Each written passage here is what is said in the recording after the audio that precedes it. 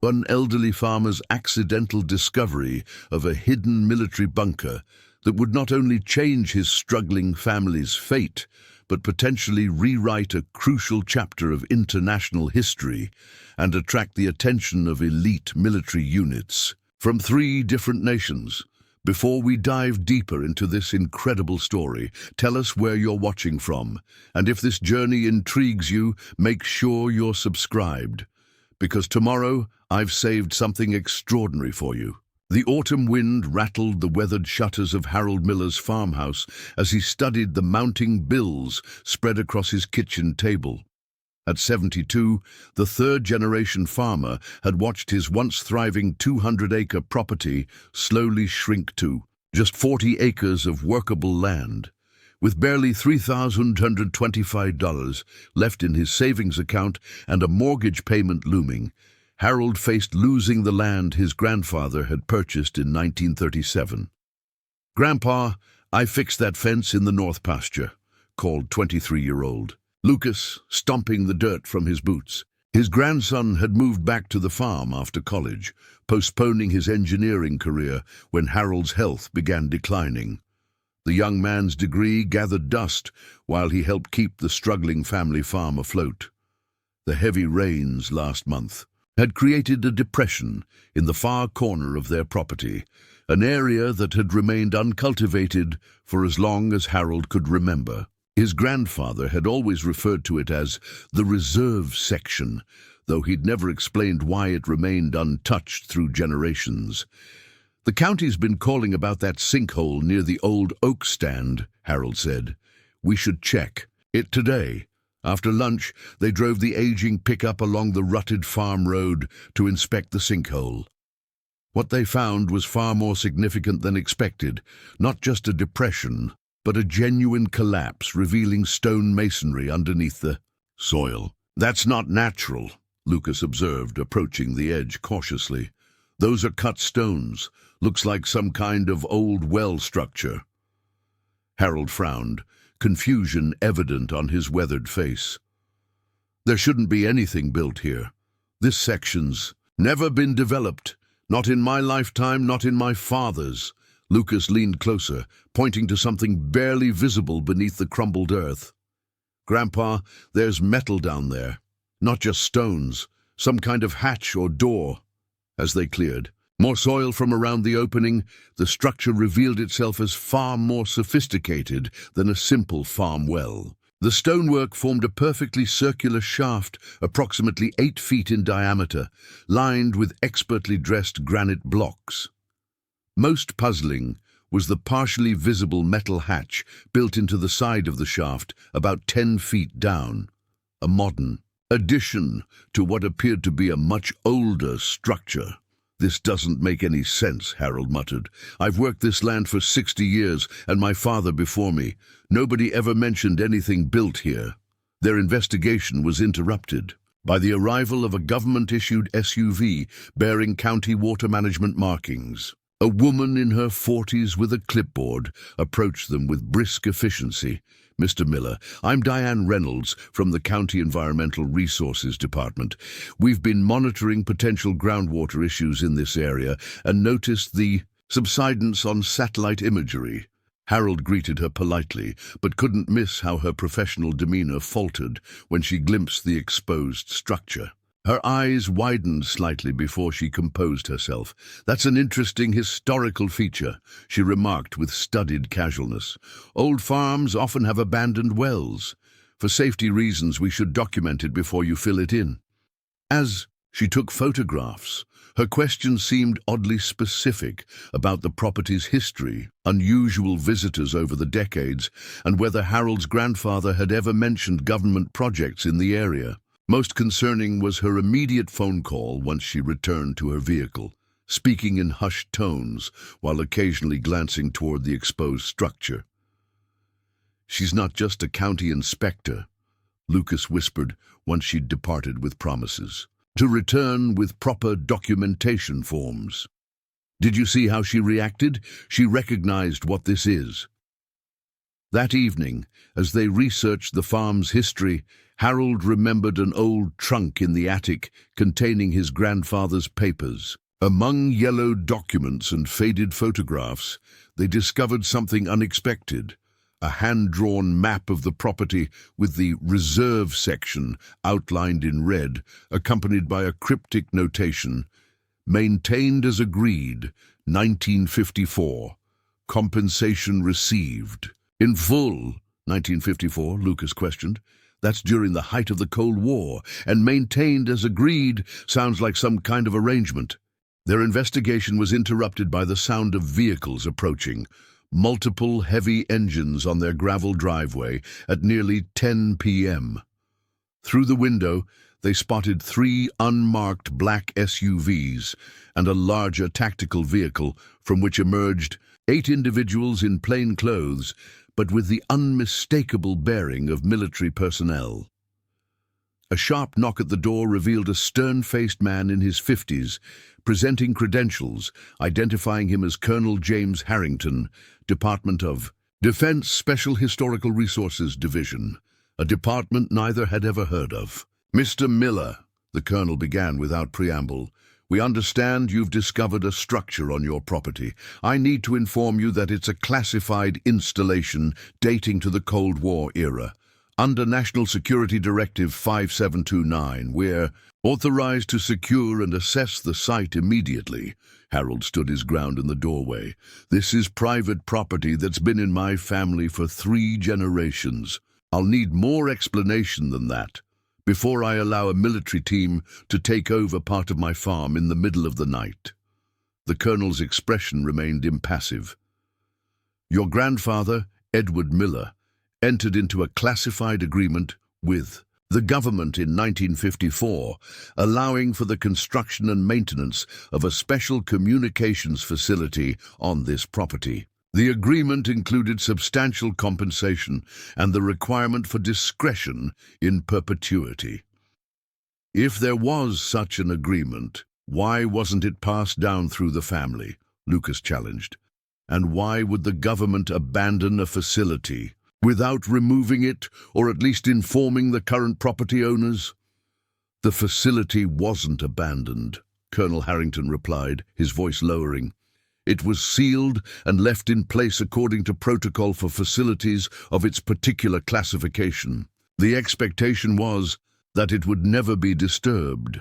Unfortunately, it appears geological shifts have compromised that plan."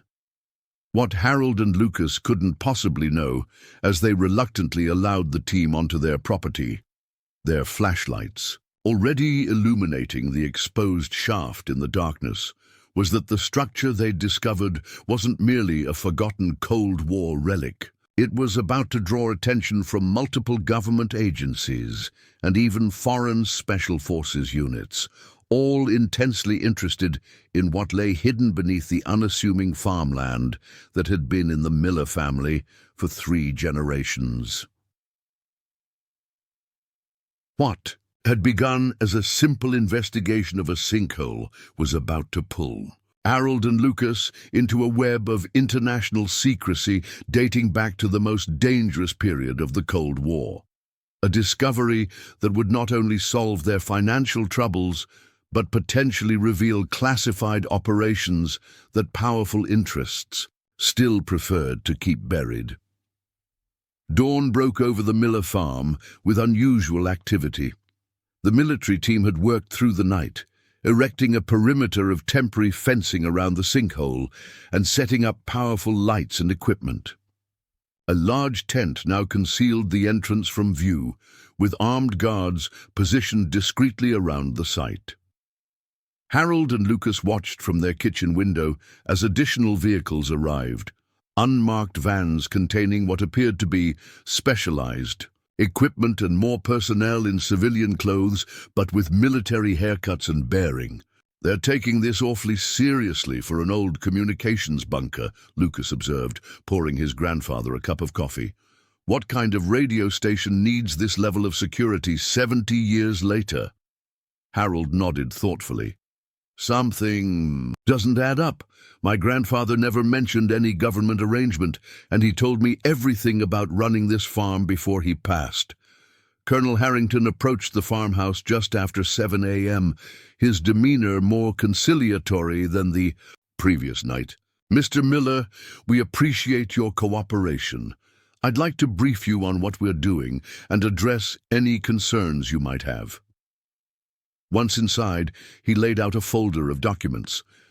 These are copies of the original agreement your grandfather signed.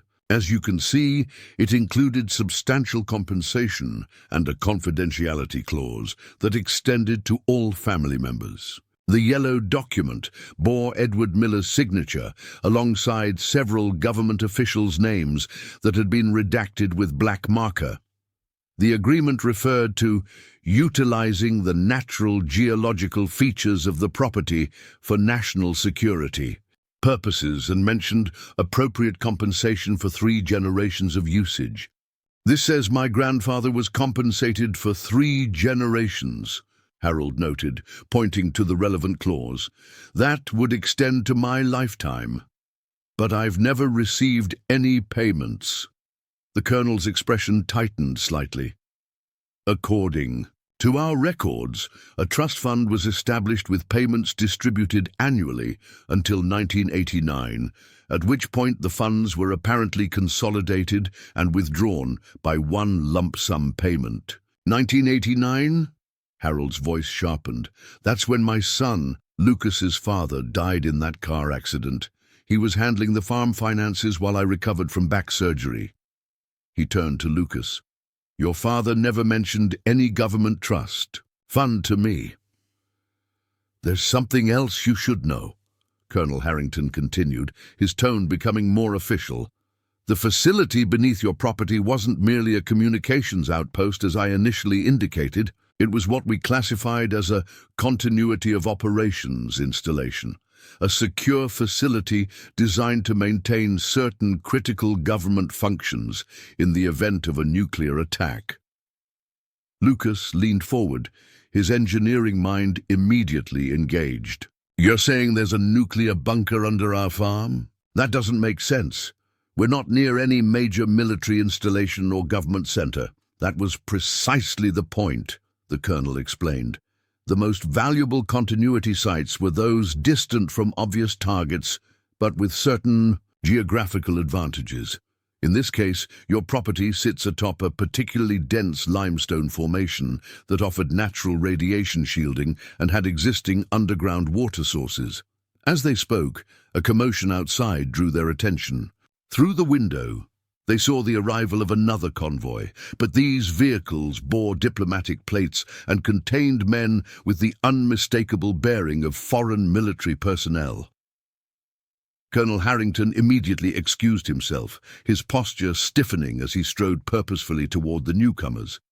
Through the window, Harold and Lucas watched an intense conversation unfold between Harrington and a distinguished-looking man in an expensive suit who had emerged from the lead vehicle. British diplomatic plates, Lucas noted, his eyes narrowing. What interest would the British government have in an American Cold War bunker? While Harrington was occupied with the British delegation, Harold and Lucas seized the opportunity to examine the documents more carefully. Hidden among the standard legal language, they discovered a reference to joint operational protocols established under Project Weathervane and shared intelligence assets maintained in accordance with the Five Eyes Agreement of 1946. 5 Eyes? Lucas questioned, quickly searching the term on his phone. That's the intelligence alliance between the US, UK, Canada, Australia, and New Zealand. Grandpa, I think this facility might have been some kind of joint intelligence operation. There. Investigation was interrupted by a firm knock at the door. Rather than Colonel Harrington, they found themselves facing the distinguished gentleman from the British delegation.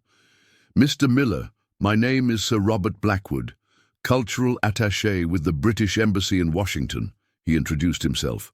With a refined accent, I wonder if I might have a word with you about your discovery. Harold, courteous but cautious, invited him in, while Lucas discreetly positioned his phone to record the conversation. "I'll be direct, Mr. Miller," Blackwood began once seated. "The facility on your property contains certain historical materials of mutual interest to both our governments. Colonel Harrington has been authorized to discuss compensation for access, but I wanted to personally emphasize the historical significance of what you've discovered." "What kind of historical materials would interest the British government after all these years?" Harold asked pointedly. Blackwood's diplomatic composure remained intact, but his eyes betrayed genuine intensity. "During the early Cold War, our nation shared intelligence resources in ways that weren't always officially documented. The facility beneath your land served as a secure repository for certain sensitive materials that couldn't be stored through normal channels." As they spoke, Lucas noticed another convoy arriving, this one flying Canadian diplomatic flags. The situation was escalating rapidly, with 3 nations now showing intense interest in what lay beneath the unassuming farmland. "How many countries used this bunker?" Harold demanded, his patience wearing thin with the diplomatic evasions. "The facility was primarily American, with British and Canadian involvement in certain operational aspects," Blackwood admitted. "It was decommissioned and sealed in 1971, when satellites began to replace many ground-based intelligence operations." Outside, Colonel Harrington was now engaged in what appeared to be a heated discussion with representatives from all 3 countries. The stakes were clearly rising with each hour. Taking advantage of the distraction, Lucas slipped out the back door, determined to get a closer look at what they were doing around the sinkhole. Using the old windbreak of pine trees as cover, he managed to approach the perimeter unnoticed. What he witnessed sent a chill through him. Engineers were carefully expanding the opening while technicians in specialized protective gear prepared to descend. Most concerning was a radiation detection team methodically checking the area. Lucas snapped several photos with his phone before retreating to the farmhouse. When he showed Harold the images, the elderly farmer's expression hardened. They told us it was just a communications facility, then a continuity bunker. Now they're checking for radiation and bringing in international teams. They're still not telling us the truth. When Colonel Harrington returned to the farmhouse, his earlier conciliatory manner had been replaced by business-like efficiency. "Mr. Miller, in light of the international protocols involved, we're prepared to offer you immediate compensation for exclusive access to the facility. The Defense Department is authorized to pay $250,000 for a 6-month uninterrupted investigation. Period, with potential for additional compensation depending on what we find." Harold studied the man carefully. "That's a substantial amount for access to an obsolete Cold War bunker. What are you really expecting to find down there?" The colonel hesitated, clearly weighing his response. The facility was designed to preserve certain critical assets, including documentation, technology samples, and intelligence materials, in the event of catastrophic conflict. Some of the preserved materials have significant historical importance for understanding Cold War operations. Lucas laid his phone on the table, displaying the photos he'd taken. "Is that why you have radiation detection teams on site, for historical documentation?" Harrington's expression tightened momentarily before he recovered his professional demeanor. "Standard protocol for any sealed Cold War facility. Many contained radium dial instruments and other period materials that require proper handling."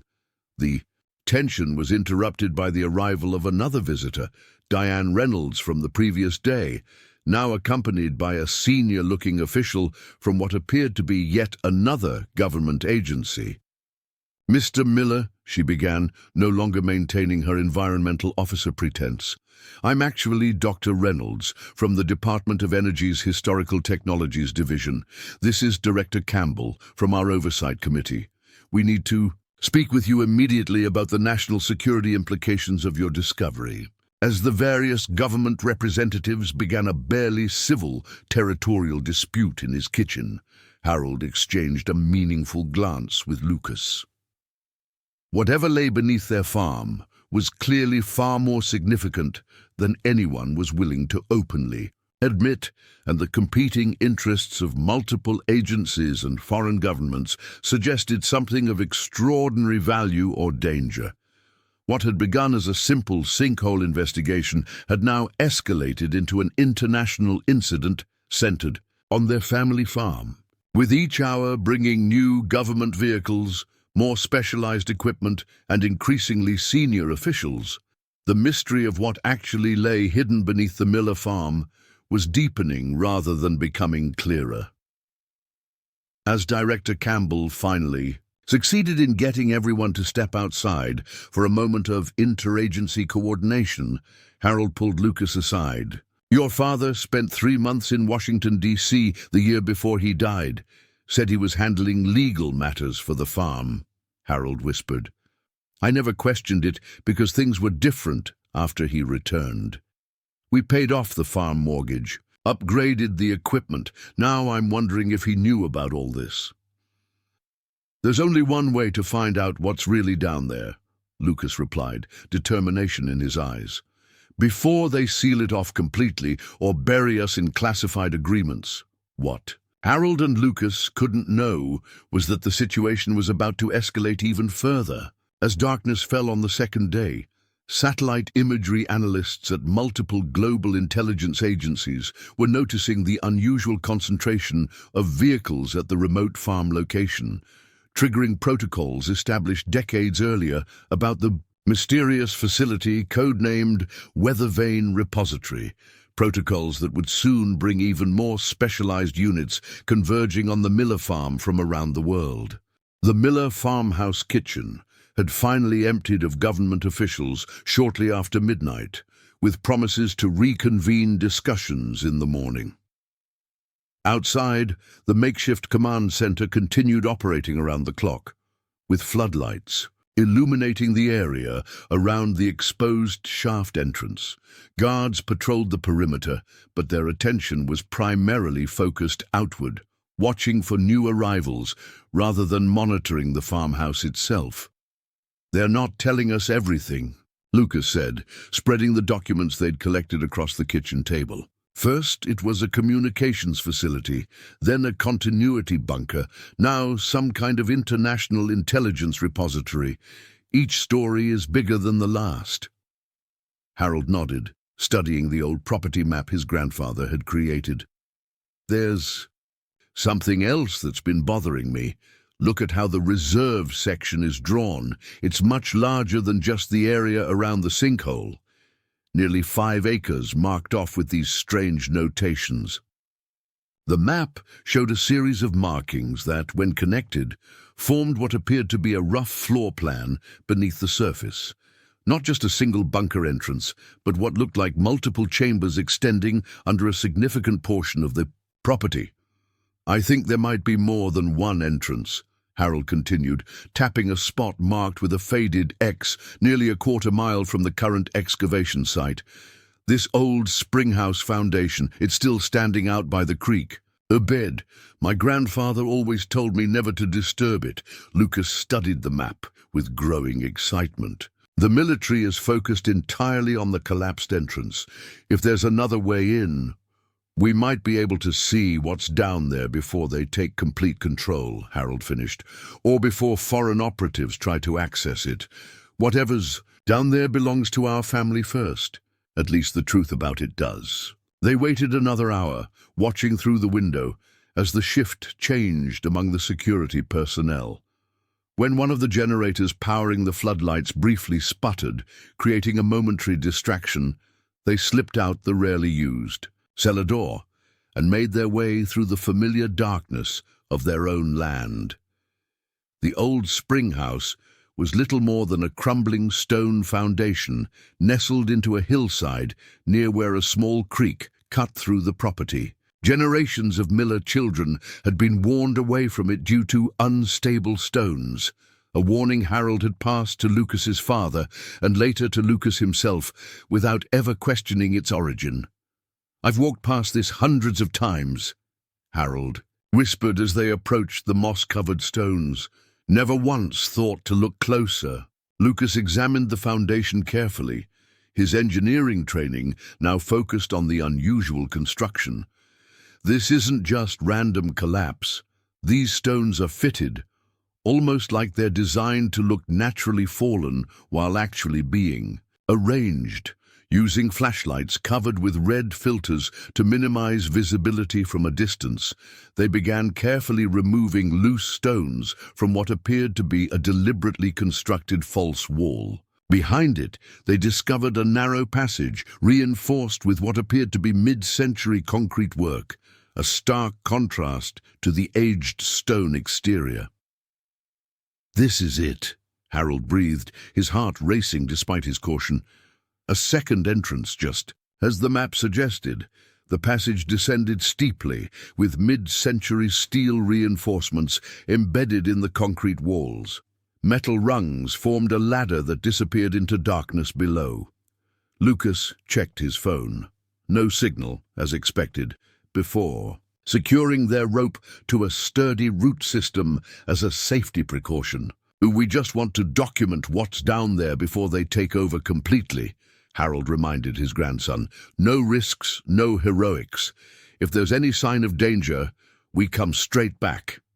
The descent was longer than anticipated, nearly 30 feet down a narrow shaft before opening into a small antechamber with a heavy metal door. Unlike the sophisticated electronic locks they might have expected, this entrance featured a simple mechanical combination dial, technology that wouldn't require power to maintain over decades.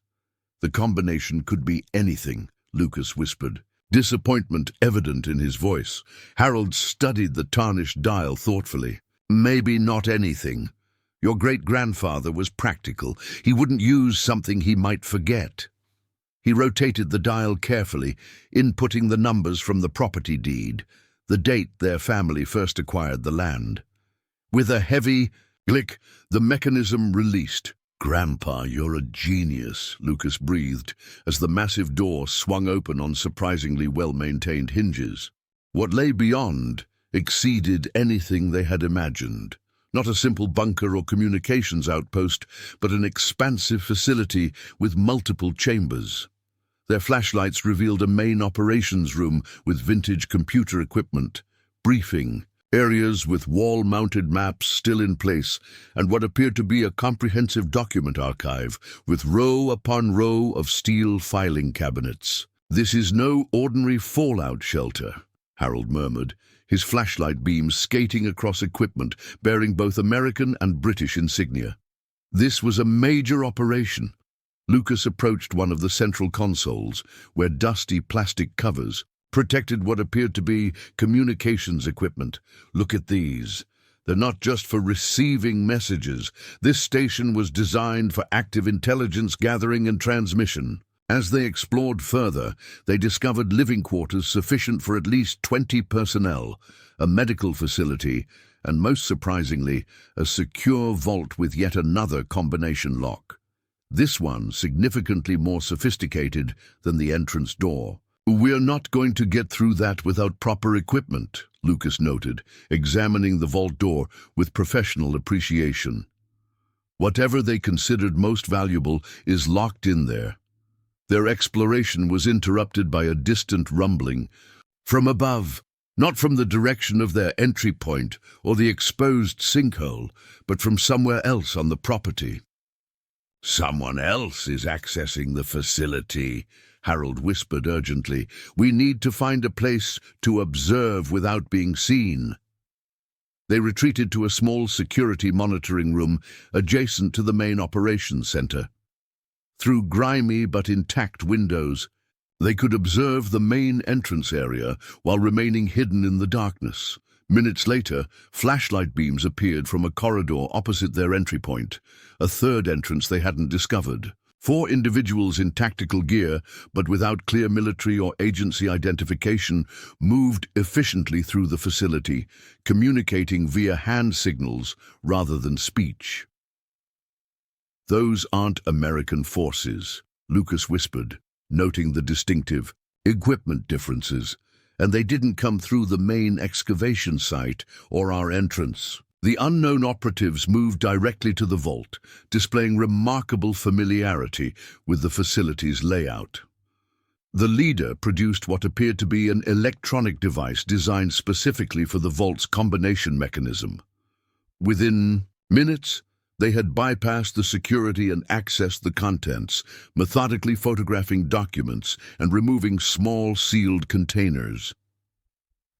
Harold and Lucas remained frozen in their hiding place, suddenly aware they had stumbled into an operation with international implications. These weren't authorized personnel from any of the agencies they'd met. This was a covert intrusion, precisely of the sort Colonel Harrington had likely feared.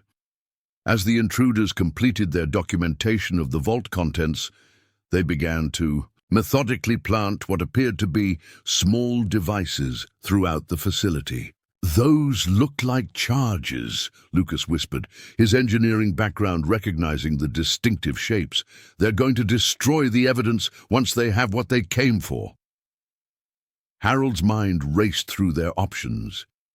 If they revealed themselves, they would be at the mercy of what were clearly foreign operatives engaged in espionage. If they attempted to escape and alert the authorities, the intruders might detonate their charges before help arrived.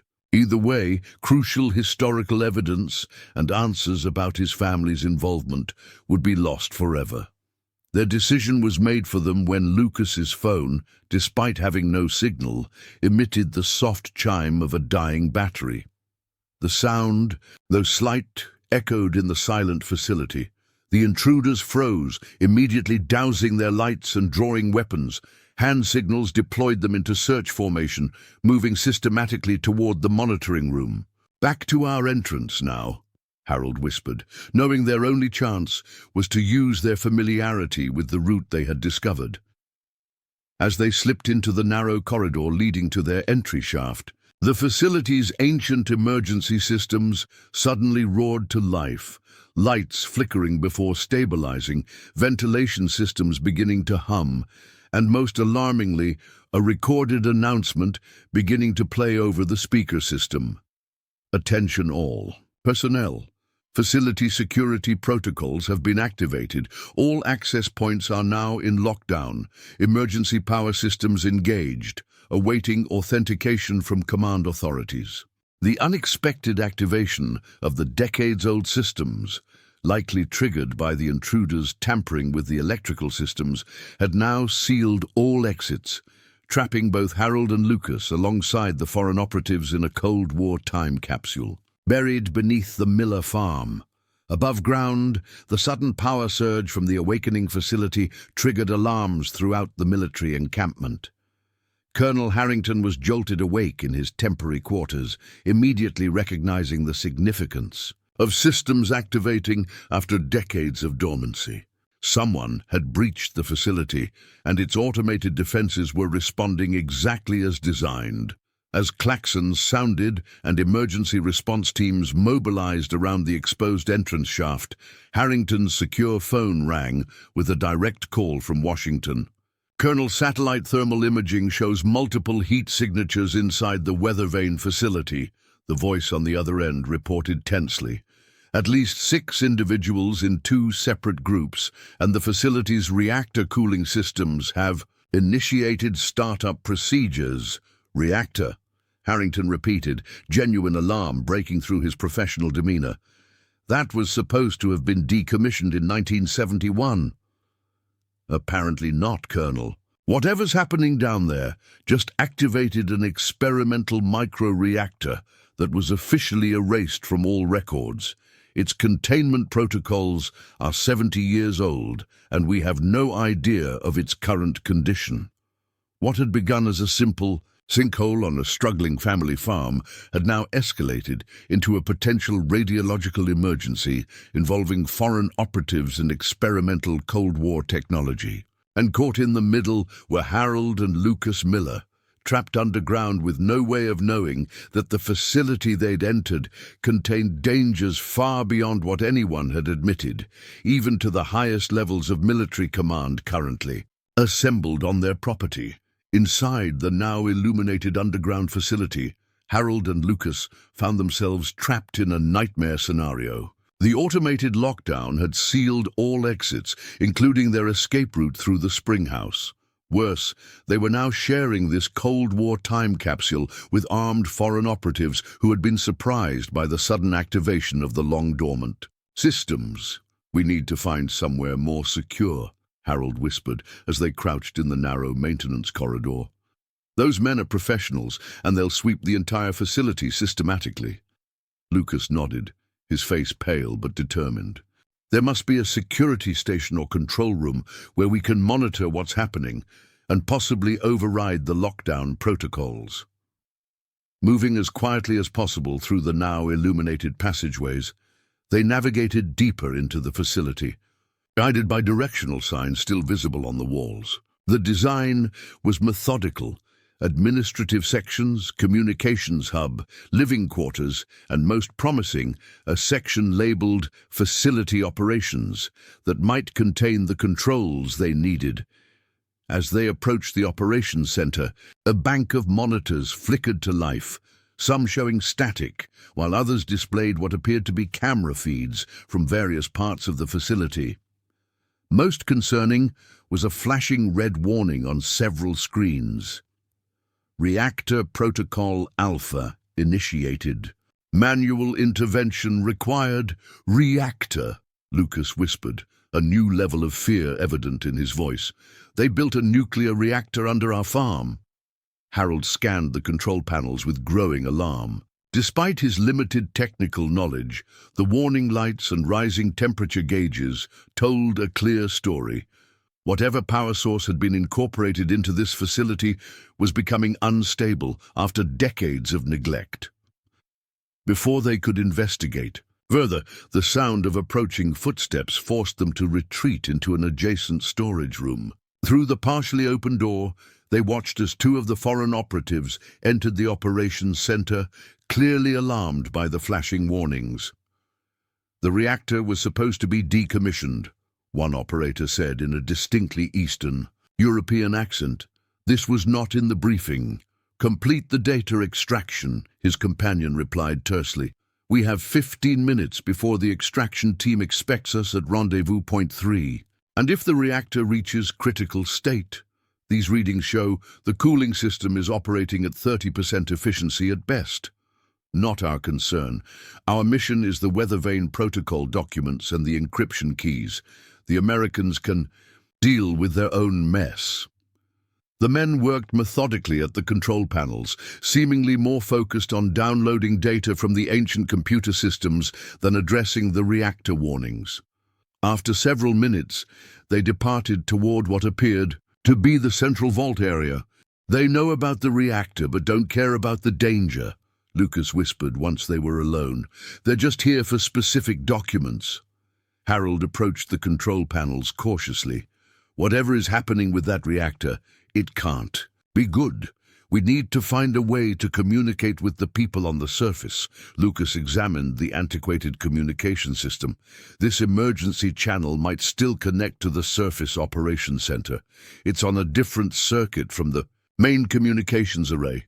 Meanwhile, on the surface, the military response had escalated dramatically. The operation that had begun with a small specialized team now included hazmat vehicles, radiation detection equipment, and what appeared to be a specialized forces unit arriving via helicopter. The pre-dawn farm landscape had transformed into something resembling a war zone. Colonel Harrington had established an emergency command center in the barn, now filled with monitoring equipment and communications gear. His expression was grim as he briefed the newly arrived specialists. The facility designated Weather Vane was one of several experimental sites established in the early 1950s, he explained, gesturing to declassified blueprints hastily provided by Washington.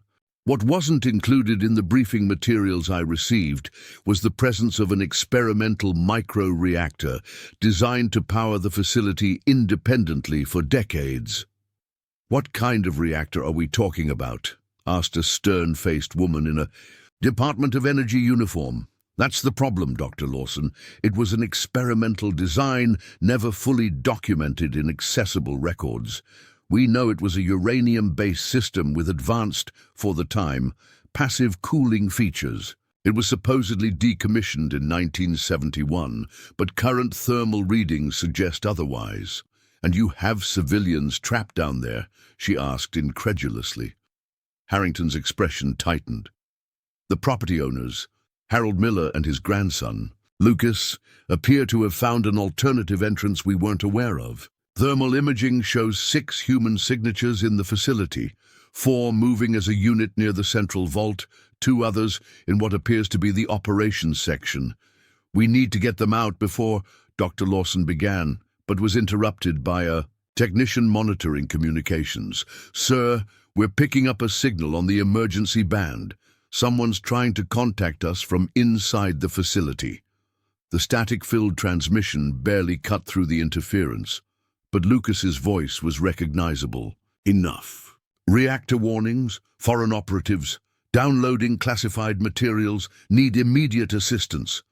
Harrington grabbed the microphone. "This is Colonel Harrington. Lucas, is that you? What's your situation?" The reply came in broken segments. 4 armed men, Eastern European accents, planting explosives, reactor cooling system failing, trapped in operations center. Dr. Lawson took the microphone. "This is Dr. Karen Lawson, Department of Energy. Are you looking at the reactor control panel? I need you to describe exactly what you see." Lucas's engineering background proved invaluable as he detailed the warning systems and gauge readings with technical precision. The news wasn't good. The ancient reactor's cooling system was deteriorating rapidly, likely due to the sudden reactivation after decades of dormancy. If they detonate explosives in that facility, the containment could be compromised, Dr. Lawson warned. "We'd be looking at a localized radiological incident at minimum." Harrington turned to the Special Forces commander who had arrived with the latest contingent. "Major Reynolds, what are our options for breaching the facility and extracting our people?" "The main entrance is our best bet," the commander replied, studying the blueprints. "We have specialized cutting equipment that can get through the lockdown doors. The question is whether we can reach the civilians before the hostiles do." Back underground, Harold and Lucas had managed to establish intermittent communication with the surface team, but now faced a new dilemma. The foreign operatives, apparently alerted to their presence by the communications activity, had split up, 2 continuing their data extraction mission while the other 2 actively hunted through the facility. "They're between us and our entrance point," Harold whispered, as they huddled in a small maintenance room off the main corridor, "and the main entrance is still sealed by the lockdown." Lucas studied a facility map they'd found on the wall. "There might be another way. Look, these maintenance tunnels run parallel to the main corridors. They were designed for technicians to access utilities without disrupting operations. Can they get us to an exit? Not directly, but they might get us to the reactor cooling controls. If we can stabilize that system, it would buy time and potentially allow the surface team to safely breach the main entrance." Harold looked at his grandson with a mixture of pride and concern. "I'm following your lead on this one. Engineering is your territory, not mine." Navigating the narrow maintenance tunnels required them to crawl through dusty, confined spaces never meant for regular access. The distant sounds of the foreign operatives searching for them added to the tension as they made slow progress toward the reactor control room. When they finally reached their destination, the situation appeared even more dire than they had feared. The reactor control room was a testament to 1950s atomic age technology. Analog gauges, manual control rods, and cooling system indicators that showed increasingly dangerous readings. "This isn't just any reactor," Lucas said, his voice hushed, with realization as he studied the control panels. "Based on these configurations, this looks like a prototype for what would later become compact submarine reactors." They were testing miniaturization technology. Harold's weathered face showed grim understanding, which explains why it was buried in the middle of nowhere under a private farm. If something went wrong, it would be containable and deniable. Lucas quickly assessed the cooling system controls. The primary coolant pump is failing, but there's a manual backup system. If we can reroute the secondary cooling loop, we might be able to stabilize it temporarily. As Lucas worked frantically with the controls, Harold kept watch at the entrance. Through a small observation window, he could see activity in the main corridor. The foreign operatives appeared to be finalizing their document collection and preparing for extraction. "Whatever you're doing, do it quickly," Harold warned. "I think they're finishing up and getting ready to detonate those charges." On the surface, the situation had escalated to the highest levels of national security. The rural county sheriff found himself standing aside as specialized military units, Department of Energy crisis teams, and representatives from multiple intelligence agencies transformed his jurisdiction into a federally controlled emergency zone. Colonel Harrington's phone rang with a direct call from the Pentagon. "We've identified the intruders based on thermal imaging analysis," the voice informed him without preamble. "Suspected Russian SVR operators, likely acting on decades-old intelligence about what was stored in the weather vane facility." "What exactly was stored there that would warrant this level of interest after all these years?" Harrington demanded. The weather vane project wasn't just a continuity facility or communications outpost. It housed the complete technical documentation of early American miniaturized nuclear technology, including designs that were officially denied to exist. More critically, it contained encryption keys and identity lists for deep cover assets, placed throughout Eastern Europe during the height of the Cold War. Some of whom might still be alive and operational, Harrington realized. Hence the Russian interest after all these years. Precisely. Extraction of that data would compromise individuals who have been living under deep cover for decades. The human cost would be incalculable. Back in the reactor control room, Lucas had managed to divert cooling water through the secondary system, temporarily stabilizing the temperature readings. "It's holding for now, but I don't know for how long. This system was never designed to be dormant for decades and then suddenly reactivated." Harold's attention was suddenly drawn to movement on one of the still-functioning security monitors. "Lucas, look. They're heading for the exit with what looks like several document cases and hard drives." The monitor showed the four operatives, converging at what appeared to be a third entrance point, one not documented on any of the blueprints provided to the surface team. More alarmingly, one operative was methodically activating what were clearly explosive devices positioned throughout the facility. "They're going to destroy everything once they're out," Harold realized, "including any evidence of the reactor, and us along with it." Lucas grabbed the emergency communication handset. "Colonel Harrington, the intruders are about to exit through an undocumented escape tunnel in the northeast section of the facility. They've planted explosives throughout, including near-critical reactor components." Harrington's voice crackled back with urgency. "We've got thermal imaging focusing on that quadrant now. Can you describe exactly where this exit point is located?" Harold took the handset. "There's an old drainage culvert that runs under the county road on the northeast boundary of our property. Based on what I'm seeing on these monitors, that's where it leads." The revelation triggered immediate action on the surface. Major Reynolds deployed his Special Forces team toward the culvert, while Harrington coordinated with the technical teams preparing to breach the main entrance to extract Harold and Lucas. What had begun as an elderly farmer's discovery of a strange well had escalated into an international incident with potential radiological consequences, all playing out on a rural American farm that had unknowingly housed one of the Cold War's most closely guarded secrets for over 7 decades.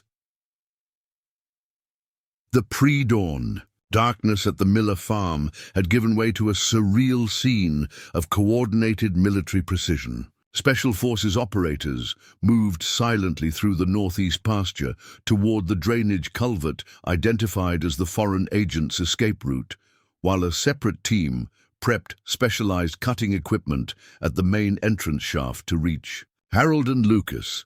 Inside the underground facility, the situation was deteriorating rapidly. Lucas had managed to stabilize the reactor's cooling system temporarily, but warning indicators suggested this was a short-term solution at best.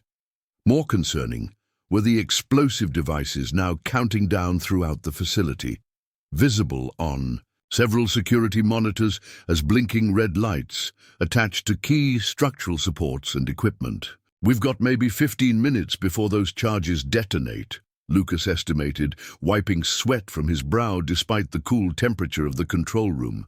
"And if they blow near the reactor containment?"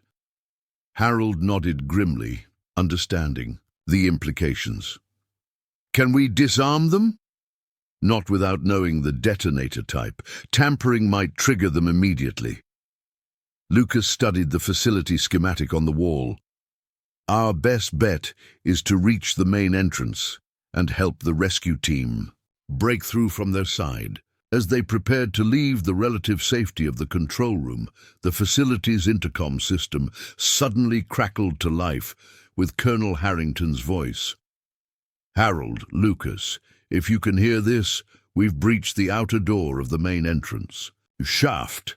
Our team is cutting through the second security door now. We need you to make your way to the main entrance if possible." Lucas grabbed the communication handset. "We copy, Colonel. Be advised, there are active explosives throughout the facility on timers. Estimate detonation in under 15 minutes. Understood. We're accelerating our breach. What's your current position?" "Reactor control room central section. We'll start moving toward the main entrance now." As they cautiously entered the main corridor, the facility's emergency lighting flickered ominously, the ancient electrical systems struggling under the sudden demands being placed on them after decades of dormancy. The distant sound of metal cutting through metal echoed from the direction of the main entrance, providing a beacon for their movement. Meanwhile, at the northeast boundary of the property, Major Reynolds and his Special Forces team had located the drainage culvert, an innocuous concrete tunnel that appeared to be nothing more than standard rural flood control infrastructure.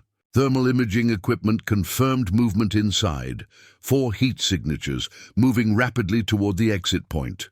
"All teams in position," Major Reynolds reported via secure comlink. "Targets approaching the exit point. Rules of engagement confirmed.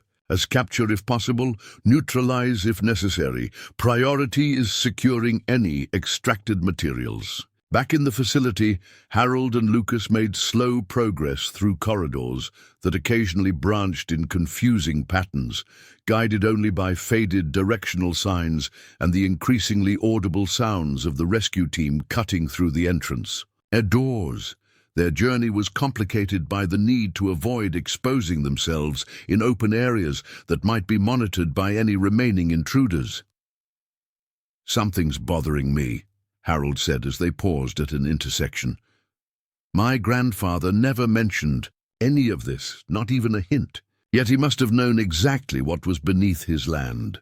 Lucas nodded thoughtfully. "The agreement Colonel Harrington showed us included a strict confidentiality clause. He probably took that obligation seriously." "It's not just that," Harold continued. "The way he always warned us away from certain areas of the property, especially that spring house. He was protecting us from something specific." Before Lucas could respond, they heard a commotion from somewhere ahead, shouts followed by the unmistakable sound of gunfire. The rescue operation had apparently encountered resistance, likely from operatives left behind, to ensure the facility's destruction. "We need to find another route," Lucas whispered urgently, pulling his grandfather into a side passage. The maintenance tunnel they entered was narrow and dusty, clearly unused for decades. It ran parallel to the main corridor, but was dimly lit by only occasional emergency fixtures.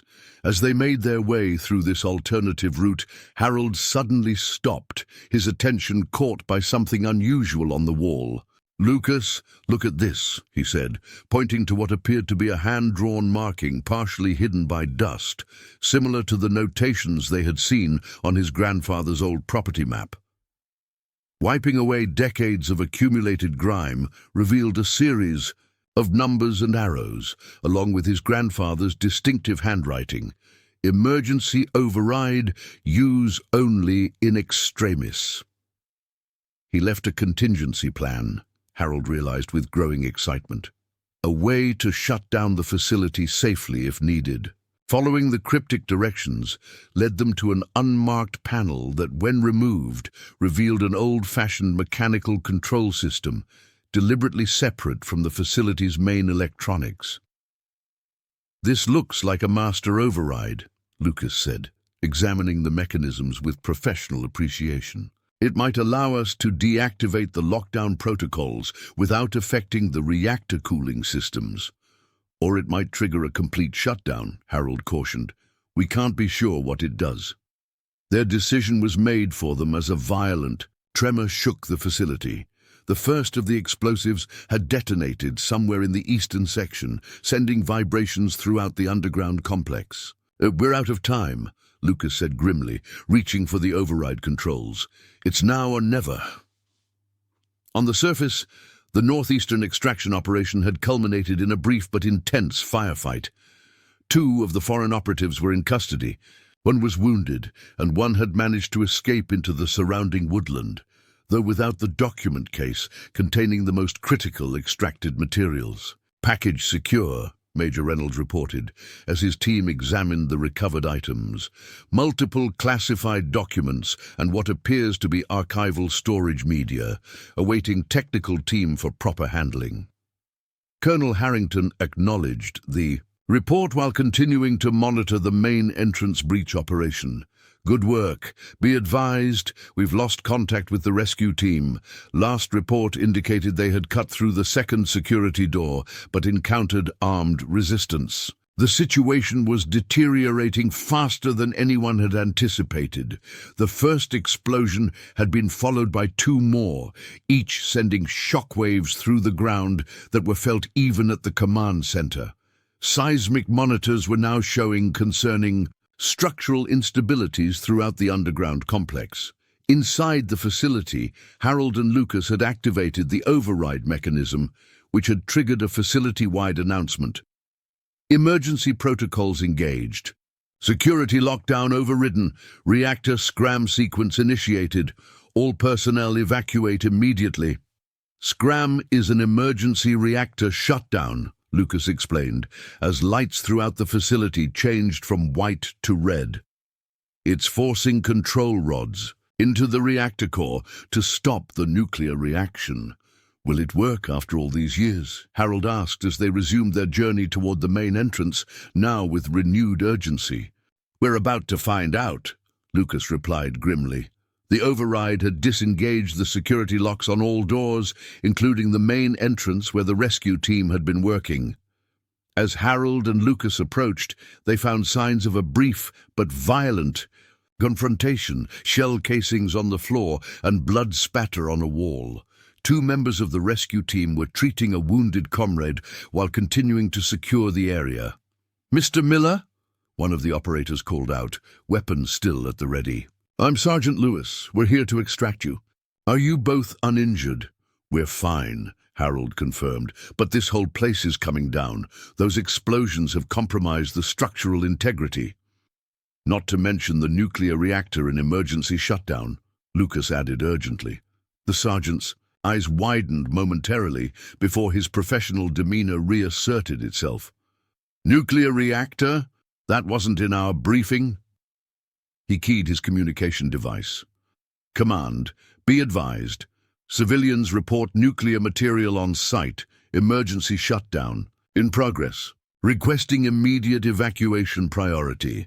The extraction process was methodical despite the urgency. Each explosion that rocked the facility added to the tension as they made their way up the long entrance shaft that had once appeared to be nothing more than an old farm well. The specialized team maintained communication with surface controllers while navigating around debris that had fallen during the blasts. As they neared the surface, Harold paused, looking back at the facility that had lain hidden beneath his land for generations. "My grandfather knew about all of this. He lived with this secret his entire life. He protected people from it," Lucas noted, a new understanding in his voice. "That's why this section was always off limits. He was honoring his agreement while keeping everyone safe." When they finally emerged into the morning light, the scene that greeted them was extraordinary. The rural farm had been transformed into what resembled a military forward operating base. Helicopters circled overhead, specialized vehicles formed. A perimeter and dozens of personnel from multiple agencies coordinated a response that now included evacuation orders for farms within a 5-mile radius, a precautionary measure given the uncertainty surrounding the reactor situation. Colonel Harrington met them as medical personnel, performed initial evaluations. "You two took years off my life," he said, his stern tone belied by the relief evident in his expression. "But you also likely prevented a significant intelligence breach and possibly a radiological incident." "The reactor," Lucas began urgently, "this scram sequence is proceeding as designed remarkably," a woman in Department of Energy attire interjected, approaching with a tablet displaying real-time monitoring data. "Dr. Lawson," she introduced herself with a brief nod. "Remote. Sensors we dropped through the original shaft show the control rods fully inserted and temperatures declining. Whoever designed that system built in redundancies that survived decades of neglect. Another tremendous explosion rocked the ground beneath them, the largest yet, sending a plume of dust rising from the original sinkhole. That would be the main vault area," Colonel Harrington noted grimly. "They clearly prioritized destroying certain materials, even at the cost of their extraction mission." As the situation stabilized over the next several hours, the full scope of what had transpired began to emerge. The foreign operatives had been specifically targeting documentation related to early American nuclear miniaturization technology, and more critically, the identities of deep-cover assets placed in Eastern Europe during the Cold War, some of whom had risen to positions of significant influence in the post-Soviet era. For Harold and Lucas, the immediate concern was more personnel. Their family farm had suddenly become the center of a major national security incident, with uncertain long-term implications for their property and livelihood. "What happens now?" Harold asked Colonel Harrington as they sat in the temporary command center established in their barn. "Can we ever return to normal life here?" "That's complicated," Harrington admitted. "The facility will need to be properly decommissioned, the reactor materials safely removed, and a thorough environmental assessment conducted. That process could take months. And our financial situation won't wait months," Harold noted wearily. "The mortgage payment that started all this is still due next week." Harrington exchanged glances with a State Department representative who had arrived with the latest contingent of officials. "That's actually something we're authorized to address. Your grandfather entered into a classified agreement with the government that included substantial compensation.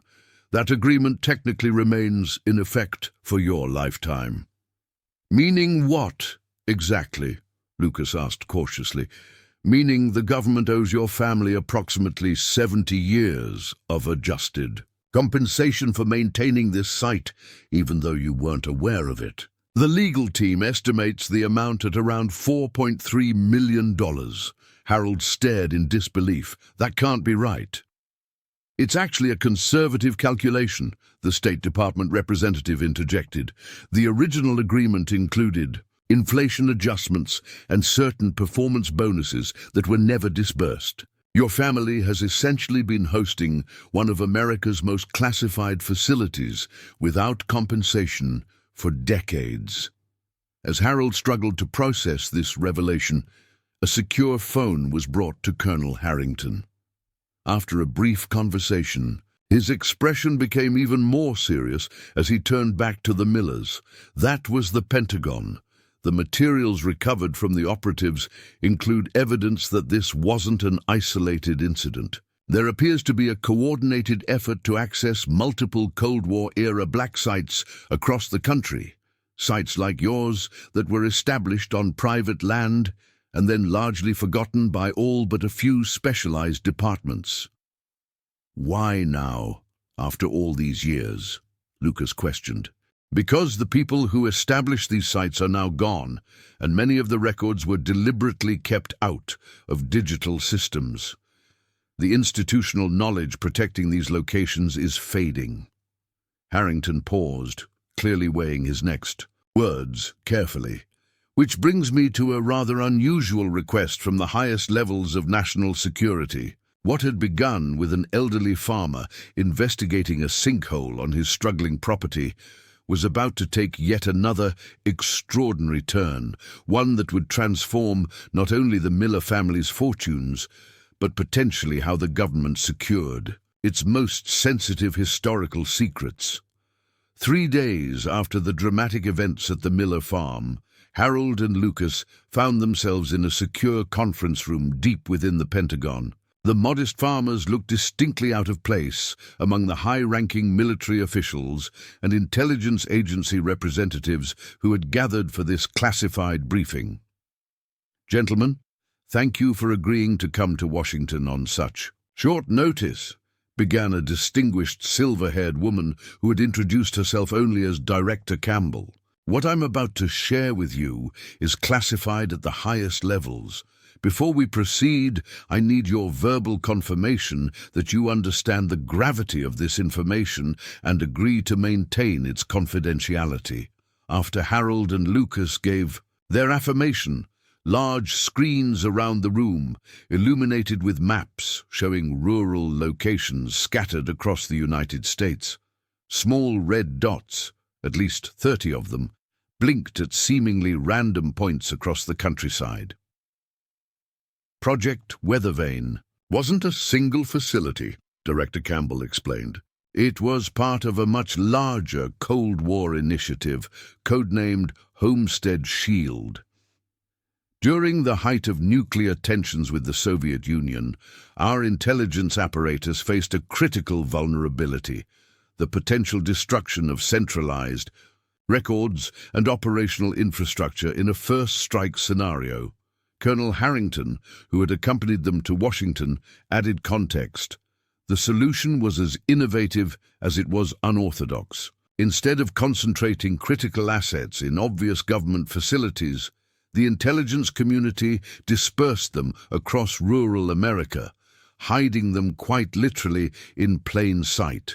On private farms, Harold concluded, the full picture beginning to come into focus. Like ours, precisely, Director Campbell confirmed. Between 1952 and 1965, the government approached select landowners, primarily multi-generational farming families with strong patriotic backgrounds and impeccable security profiles. Your grandfather was among those chosen. The briefing continued with details that seemed almost unbelievable. Across rural America, beneath unassuming farms and ranches, the government had constructed a network of specialized facilities, each designed to preserve a specific component of national security infrastructure. Some housed communications equipment, others contained document archives, and a few, like the Miller facility, protected specialized technological assets deemed crucial for national survival. The most sensitive installations, like yours, included miniaturized nuclear power sources, experimental technology that would allow the facilities to operate independently for decades if necessary, explained a Department of Energy representative. The families who owned the land were compensated handsomely, but sworn to absolute secrecy, with knowledge typically limited to the head of household.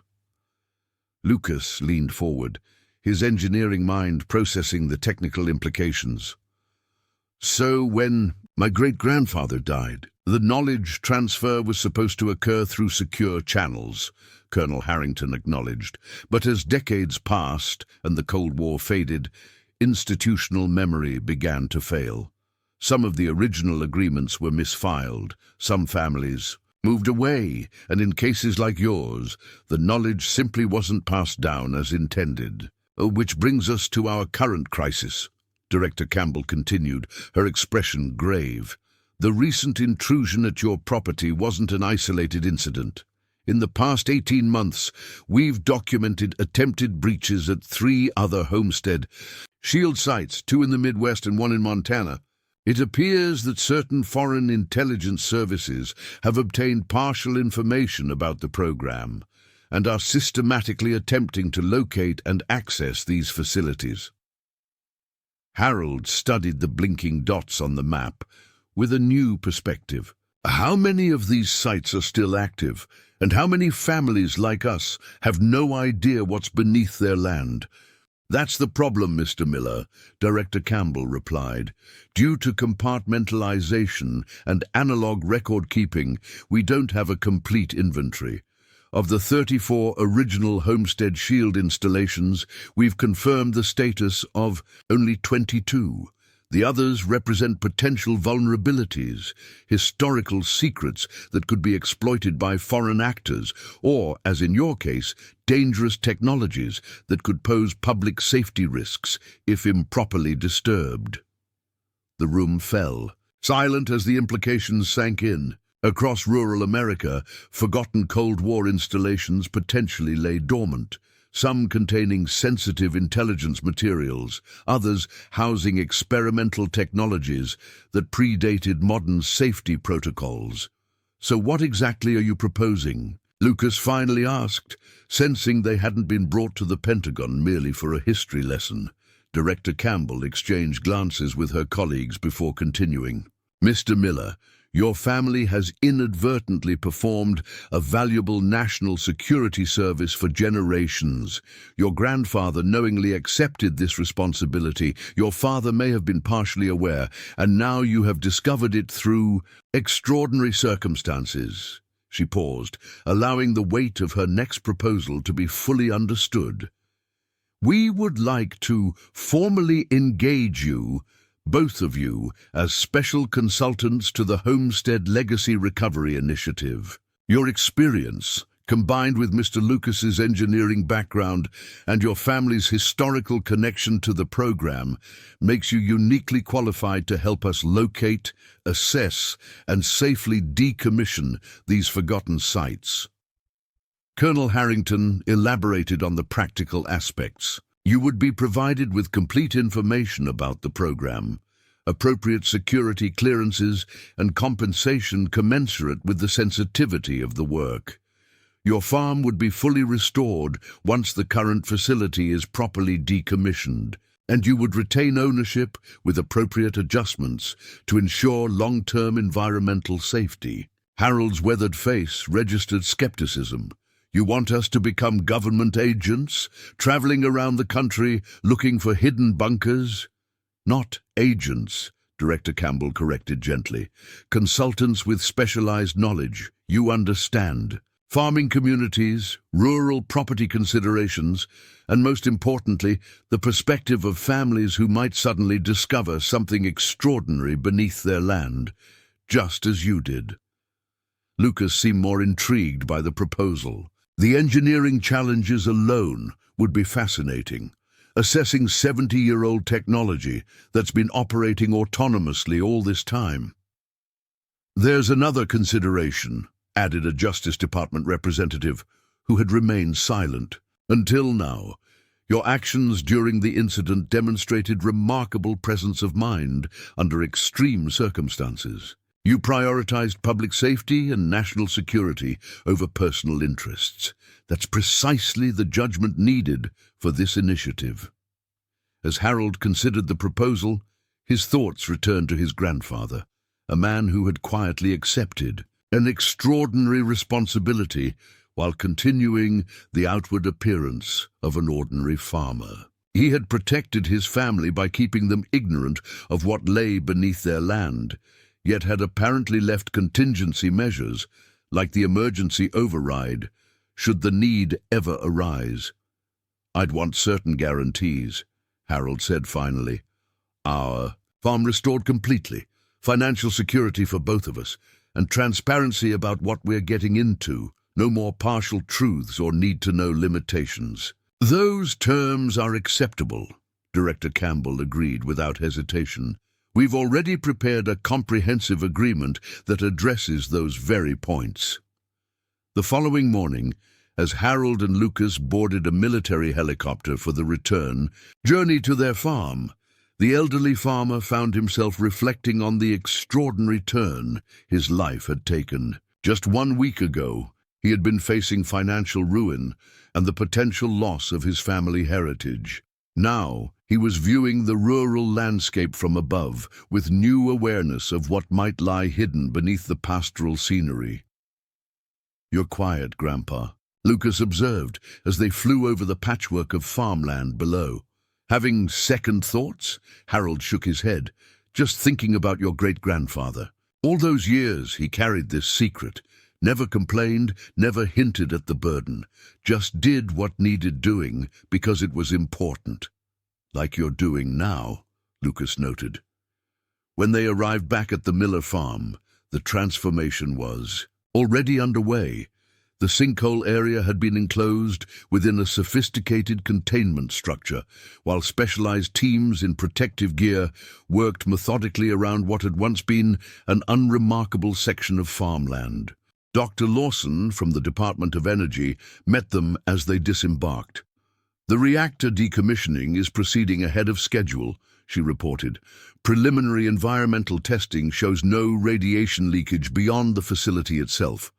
Your grandfather's maintenance of the property boundaries likely prevented any inadvertent disturbance over the decades." Harold nodded, a new appreciation for his grandfather's strict property rules settling in his consciousness.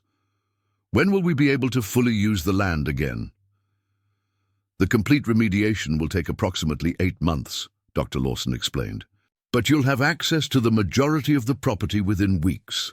The compensation package includes provisions for lost agricultural productivity during this period." Inside the farmhouse, they found Colonel Harrington reviewing documentation with several assistants. The kitchen table that had so recently been covered with past due notices and financial worries now held satellite imagery of rural properties across several states, the first potential sites for their consultant work. "We've identified 3 properties with high probability indicators," Harrington explained, pointing to locations in Nebraska, Kentucky, and Wyoming. "Family ownership patterns consistent with Homestead Shield selection criteria, unusual property boundary adjustments during the target period, and power grid anomalies that might indicate independent energy sources." Lucas studied the images with professional interest. The Nebraska site shows evidence of subsidence similar to what we experienced. That might indicate structural deterioration requiring immediate assessment. As they discussed the technical aspects of the upcoming work, a courier arrived with a secure package requiring Harold's signature. Inside was documentation confirming the first installment of their compensation, a sum that would not only save the farm but modernize its operations entirely, along with security clearance credentials and detailed information about their consultant. "Roles, one more thing," Colonel Harrington said, producing a small wooden box similar to one they had found in the attic. This was recovered from a secure compartment in your grandfather's section of the facility. It was addressed to the finder, which I believe would be you. Harold opened the box carefully to discover a handwritten letter in his grandfather's distinctive script, dated 1978. To whoever discovers the truth beneath our land, if you are reading this, then circumstances have forced the revelation of what I agreed to protect. I hope it is family that has found this message, though I have deliberately kept this burden from my descendants to allow them lives unburdened by secrecy. What lies beneath our farm is both a testament to dangerous times and a responsibility I accepted willingly. In protecting it, I protected something larger than myself or our family, the security of a nation during its darkest hours of nuclear threat. I do not know what the world will be like when this is discovered. I hope it is a more peaceful one, where such measures are historical curiosities rather than ongoing necessities. But if the discovery has brought danger or difficulty to my family, know that provisions were made for such contingencies. The agreement I signed contains clauses ensuring compensation for 3 generations, regardless of when discovery occurs. More importantly, it ensures that the burden of maintaining secrecy dies with me. No blame or consequence should fall upon those who uncover this secret innocently. This land has sustained our family for generations. It has also, unknown to most, served a purpose beyond farming. Both are honorable legacies I am proud to leave, with hope for the future. Edward Miller. Harold carefully refolded the letter, a profound connection to his grandfather washing over him. The elderly farmer, who had feared losing his family's heritage, had instead discovered a deeper legacy, one of quiet service and responsibility that spanned generations. The discovery of an unusual well on a struggling farm had revealed not just a physical structure but a hidden chapter of American history, and had transformed the Miller family from financial insolvency to key participants in a critical national security initiative. As the day's light began to fade, Harold stood on his porch, looking out over the land his family had worked for generations. The farm would remain theirs, but with a new purpose that honored both its agricultural heritage and its secret Cold War service. What had begun as a desperate search for solutions to mounting bills had evolved into something his grandfather would recognize, a commitment to protecting both family legacy and national security hidden in plain sight across rural America. 3 months into their role as special consultants for the Homestead Legacy Recovery Initiative, Harold and Lucas Miller had settled into a rhythm that would have seemed inconceivable to them before the discovery of the underground facility on their farm. Their modest farmhouse had been renovated to include a secure communications room, and their barn now housed specialized equipment for detecting subsurface anomalies, technology that traveled with them to suspected homestead shield locations across rural America. On this particular morning, they were preparing for their 6th field assessment, a cattle ranch in eastern Wyoming, where satellite imagery and power grid analysis suggested another forgotten Cold War facility might be hidden. The initial remediation of their own farm was proceeding well, with the reactor components now safely removed and decontamination nearly complete. The Henderson family has owned this ranch since 1894, Colonel Harrington explained during their pre-mission briefing. The current owner, Martha Henderson, is 76 years old and has operated the property alone since her husband's death 12 years ago. She's been experiencing unexplained power surges and what she described as mechanical humming coming from an old storm cellar that her father always kept padlocked. Harold nodded, recognizing a familiar pattern.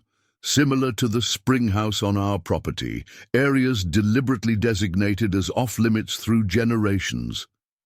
Exactly, Harrington confirmed. Homestead Shield relied on family traditions and verbal warnings to maintain security over decades. With each generation, the specific reasons might be forgotten, but the boundaries were respected out of habit. Lucas studied the technical readouts that had been gathered remotely. These power fluctuations are consistent with what we saw in Nebraska, an aging power system attempting to maintain critical functions as components deteriorate. If there's another micro-reactor, we need to move quickly. The team that would accompany them had evolved with each mission. Beyond the military security personnel and technical specialists, they now included a historian specializing in Cold War rural architecture and a psychologist trained in approaching families with potentially disturbing revelations about their property. "Remember, our approach remains consistent," Director Campbell reminded them via secure video link. "We prioritize the family's well-being, maintain strict operational security in the surrounding community, and focus on safe containment rather than rapid extraction if we locate sensitive materials." As they prepared to board the helicopter, Harold received an encrypted tablet with the latest analysis from their previous site, the Kentucky tobacco farm, where they had discovered not a reactor, but an elaborate document archive containing what appeared to be microfilmed KGB communications from the 1950s and 60s. The specialized team was still processing the intelligence significance of this find, but preliminary reports suggested it might fill crucial gaps in America's understanding of Soviet operations during the height of the Cold War. "You've recovered more historical intelligence in 3 months than conventional operations uncovered in the previous decade," the intelligence liaison noted with appreciative professionalism. "These sites are proving to be time capsules of extraordinary value." The flight to Wyoming took them over the patchwork landscape of American agriculture, geometric crop formations, vast pasture land, and isolated homesteads that from above appeared entirely ordinary. Yet Harold now viewed this familiar terrain with new awareness, wondering how many other secrets might lie beneath these unassuming properties. "It still bothers me that so many families might have no idea what's on their land," he commented as they approached their destination. "Some of these technologies could pose real dangers if disturbed accidentally." "That's precisely why this initiative matters," Lucas replied, his engineering perspective having evolved toward a public safety mindset. "We're not just protecting national security secrets, we're preventing potential environmental and safety incidents." Martha Henderson met them at the ranch entrance with the cautious hospitality typical of rural property owners, welcoming but watchful, curious about the government vehicles, but not immediately alarmed. The cover story had been refined over previous missions, a Department of Energy historical survey of rural power infrastructure, with specialized focus on properties that might have been part of early rural electrification initiatives. "My father was always particular about that old storm cellar," she explained, as she led them toward a small hillside structure approximately 400 yards from the main house. "Said it housed delicate electrical equipment that powered the well pumps. Didn't want us children playing around it, said we might get shocked." Harold nodded understandingly, recognizing the carefully constructed deterrent, technical enough to seem plausible, with an element of danger sufficient to discourage curiosity. Many rural properties had specialized equipment during the expansion of electrical infrastructure. Your father was wise to be cautious. As they approached the structure, Lucas's handheld detection equipment began registering significant readings. "Ma'am, would you happen to know if your father was ever approached by government representatives about special use of portions of your property? Perhaps in the 1950s or early 60s? Martha's expression shifted subtly, a flicker of recognition quickly masked by practiced neutrality. "My father was a private man, took his responsibilities seriously. If he had arrangements with anyone, he kept them to himself." It was a response they had encountered before, family members who sensed there might be more to their property history, but had respected long-standing boundaries without questioning their origin.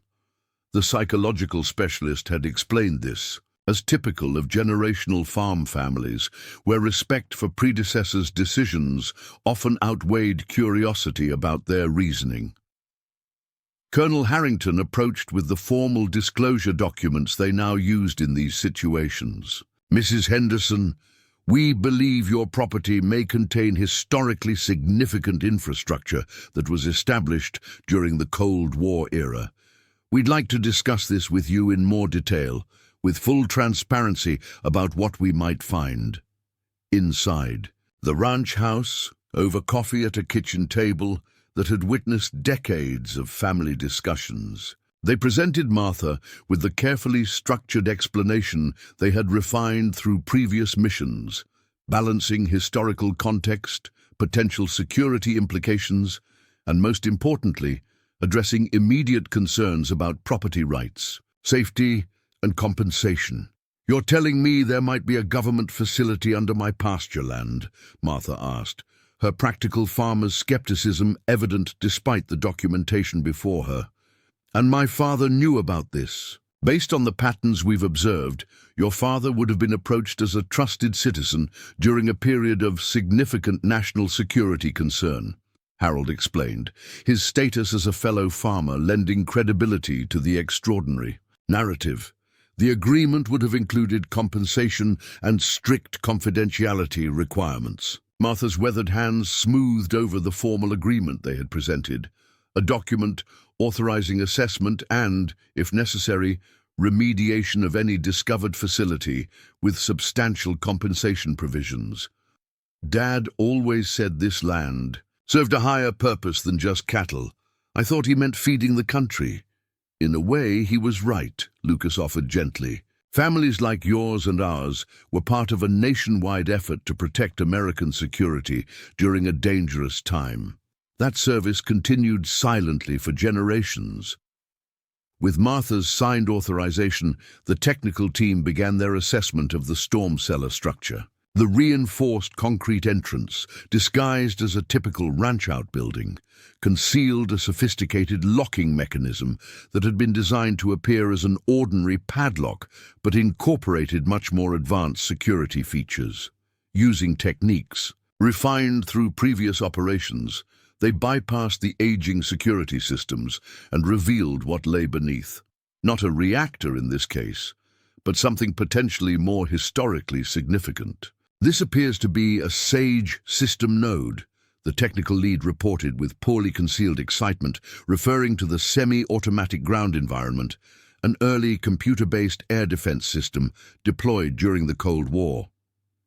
"It's a complete backup operations center with independent power and communications capabilities."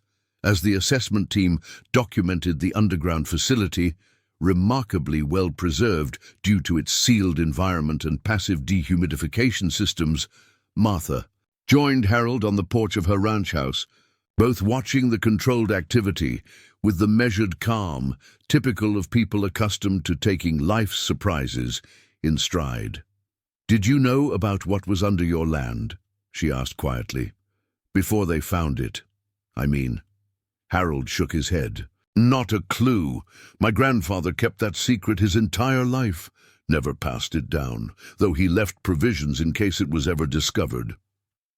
"That generation understood duty differently," Martha observed. "Didn't need to know all the reasons, just that something needed doing." As sunset painted the Wyoming landscape in gold and crimson, the initial assessment had confirmed what the technical indicators had suggested.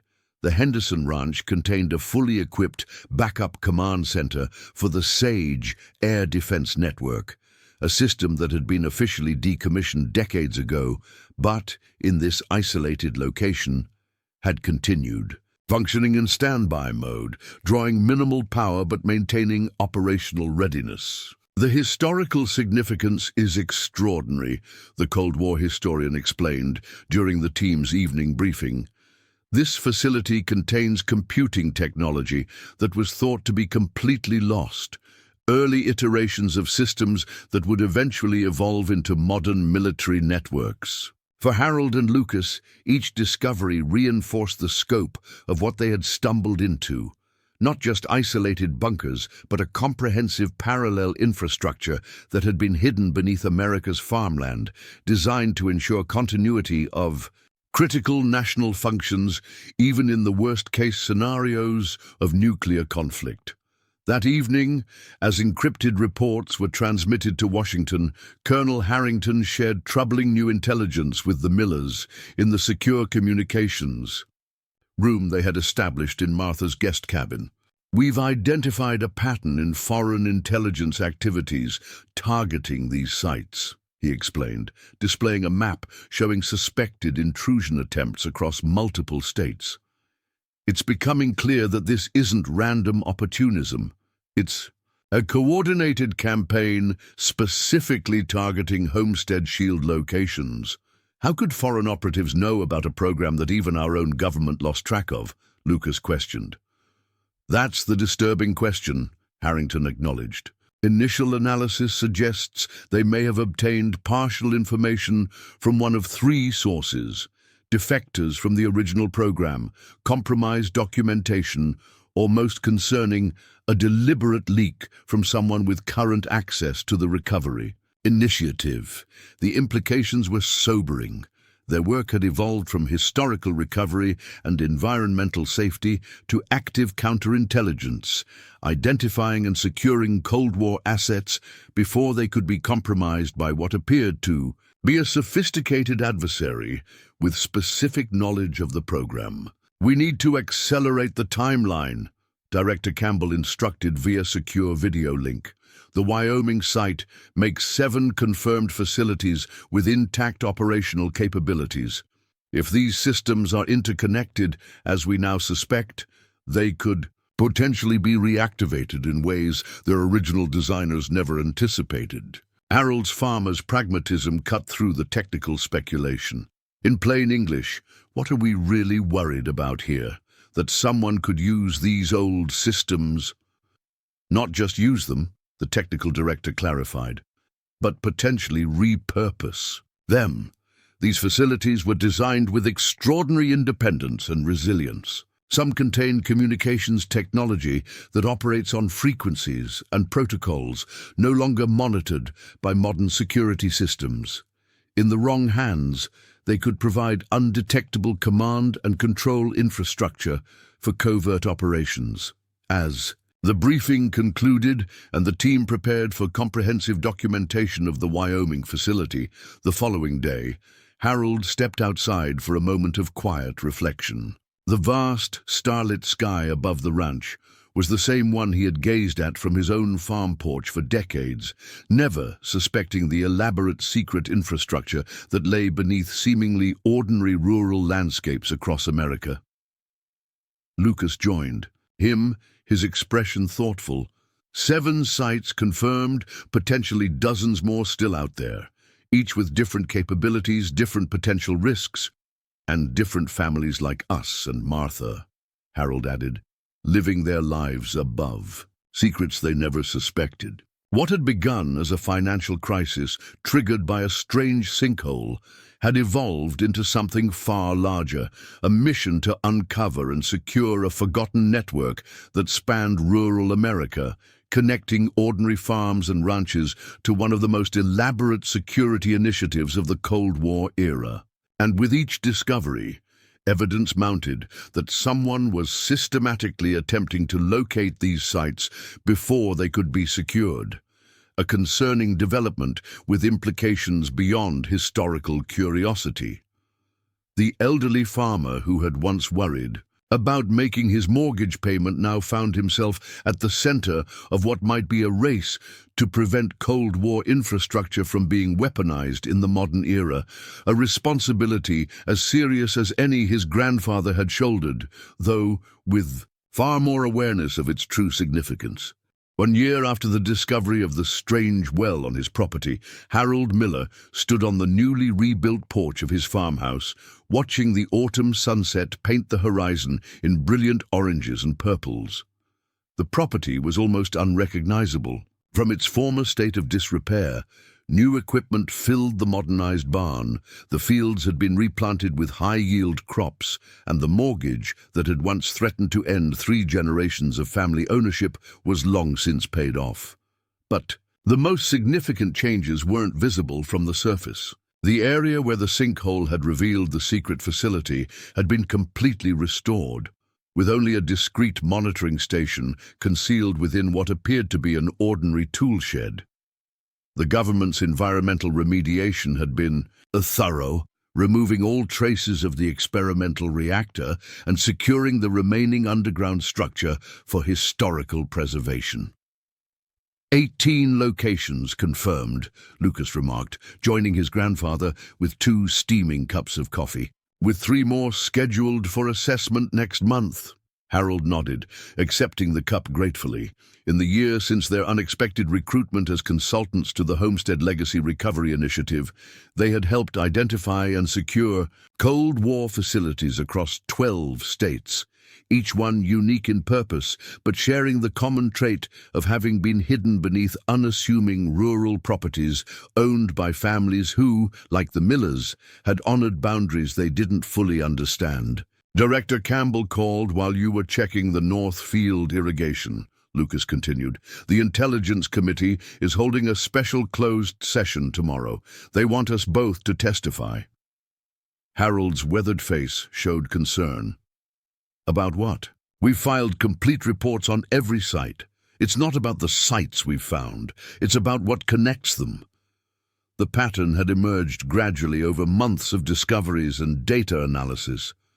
What had initially appeared to be isolated facilities, with distinct purposes, communications hubs, document repositories, technology vaults, command centers, had eventually revealed a more sophisticated design.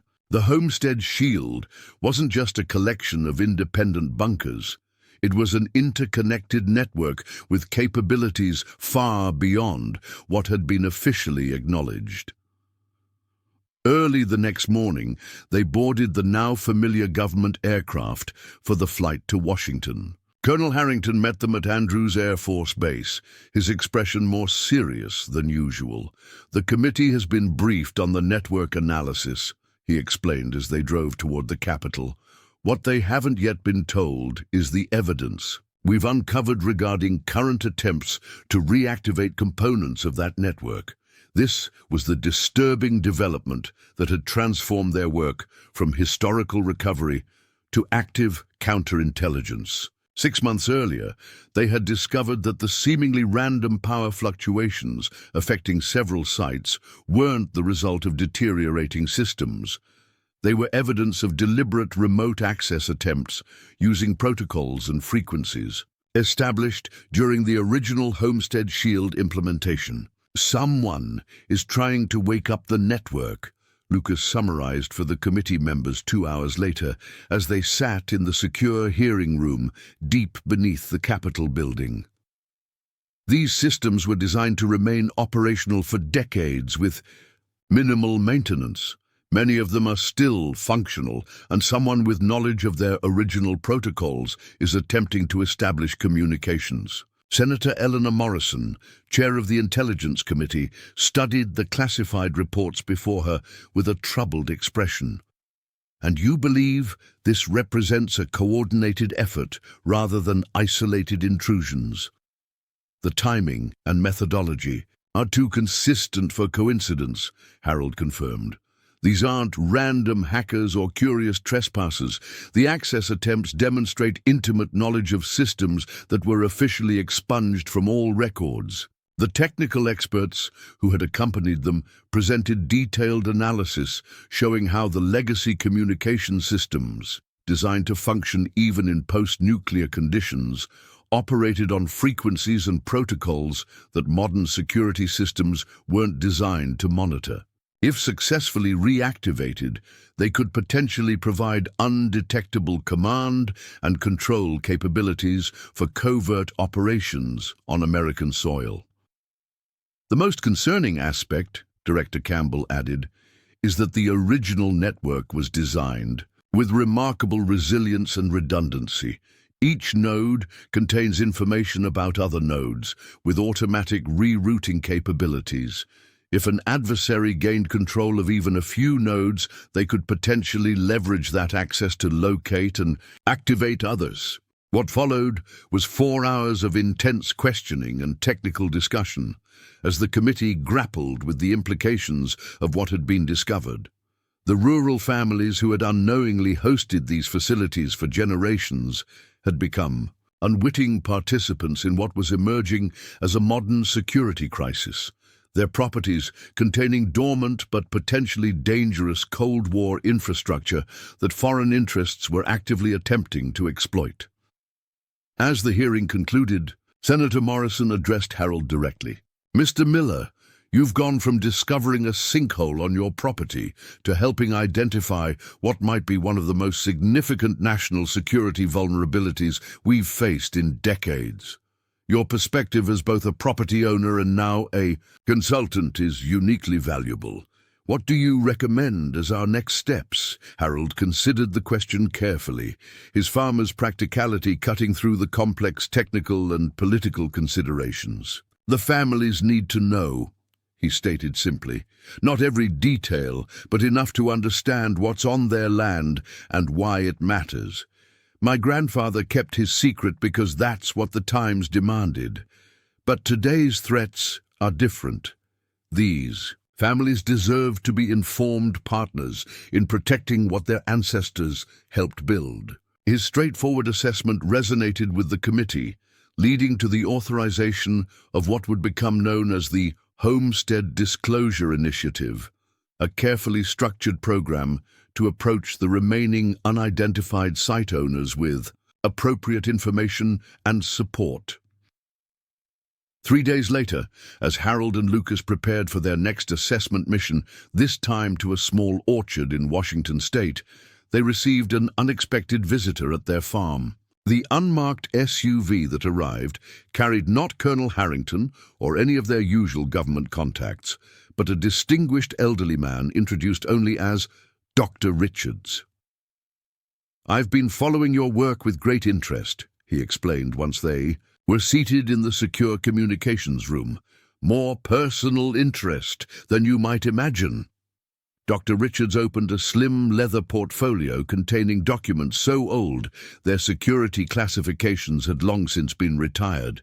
"I was part of the original Homestead Shield implementation team in 1953, one of the architects who designed the network you've been rediscovering."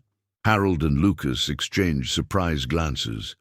They had assumed all the original program architects were deceased, a factor that had contributed to the institutional memory loss surrounding the network. "The program was more advanced than anything in its time," Dr. Richards continued, spreading technical diagrams across the table.